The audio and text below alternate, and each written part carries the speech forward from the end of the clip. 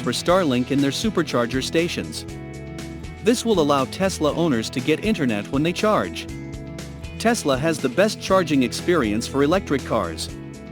Other networks are catching up, but Tesla's early investment in a great complementary charging experience has paid off.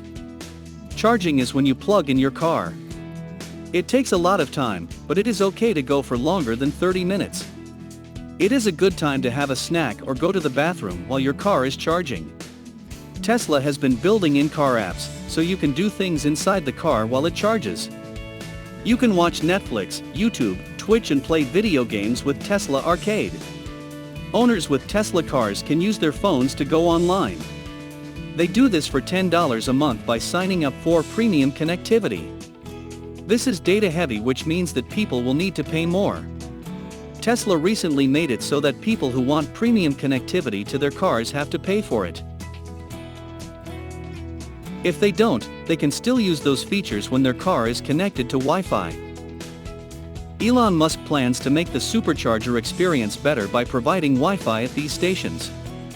Musk, who is also the CEO of SpaceX, said that he might use his company's Starlink internet system to deliver internet at Tesla supercharger stations. A few people who own Tesla cars have seen Starlink antennas at supercharger stations. This is a good thing. A person who owns a Tesla saw one at the Lake City, Florida supercharger station says, "Recently, SpaceX has been making their internet service bigger. They have over 1,000 satellites. Now, they have over 100,000 customers and are growing fast." Tesla has announced that there are now over 30,000 superchargers at over 3,100 stations. The automaker is trying to grow the size of its network. They want to triple it in 2 years from now.